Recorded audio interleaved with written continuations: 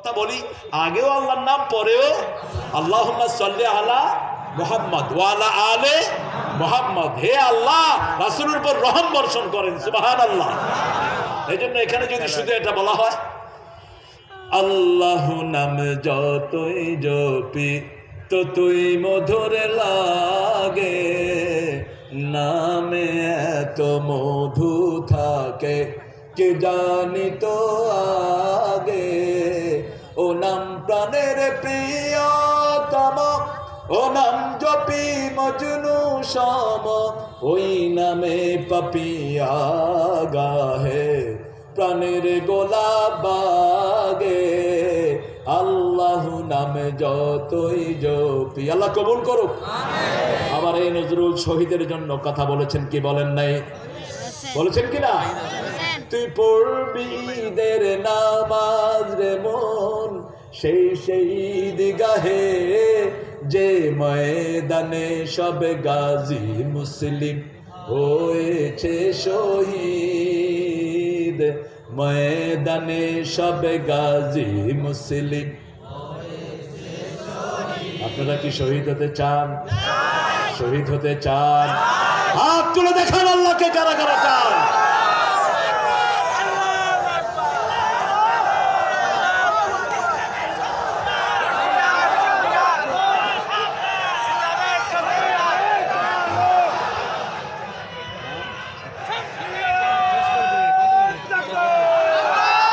আলহামদুলিল্লাহ বলেন। এই সমাবেশ প্রমাণ করে আগামীর পৃথিবী কোরআনের পৃথিবী।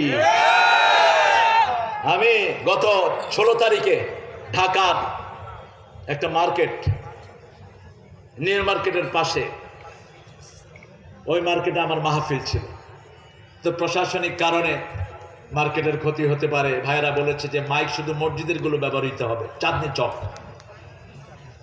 তো লোকজনকে বেশি খবর করা হলো না, পোস্টারও করা হলো না, কারণ ওখানে তো এই চেয়ারম্যান সাহেবের মতো দায়িত্ববান লোক ছিল না। মার্কেটের সভাপতি অসুস্থ হয়ে বাইরে ছিলেন। যাই হোক, গেলাম, পোস্টার নাই, লিফলেট নাই, প্রচার নাই, উপরে নিচে চারপাশে শুধু মানুষ আর মানুষ। আরো আসতে কর না সুবহানাল্লাহ। যাওয়ার সময় দেখলাম ঢাকা ভার্সিটির সামনে কনসার্ট হচ্ছে। কিসার কিসার কোন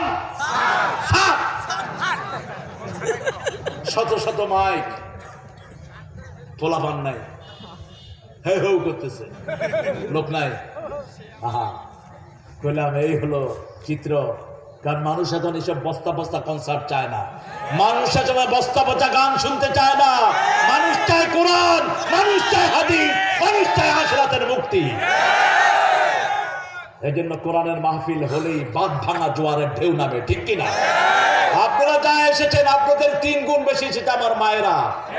আর বাংলাদেশের মায়েরা সারা দুনিয়ার মায়েদের চেয়ে শ্রেষ্ঠ মায়েরা।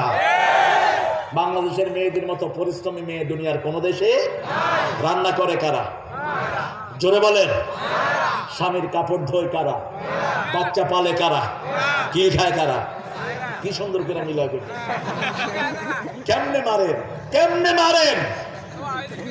রাসূল সাল্লাল্লাহু আলাইহি ওয়াসাল্লাম বসে আছেন, নুসাইবা রাদিয়াল্লাহু আনহু, মদিনার সবচেয়ে শ্রেষ্ঠ আনসারী সাহাবী, মহিলা সাহাবিয়া। তিনি আনসারদের মধ্যে খুব জনপ্রিয় ছিলেন খতিব হিসাবে। রাসূল সাল্লাল্লাহু আলাইহি ওয়াসাল্লামকে আয়েশা রাদিয়াল্লাহু আনহা একটা থাপ্পড় মারলেন।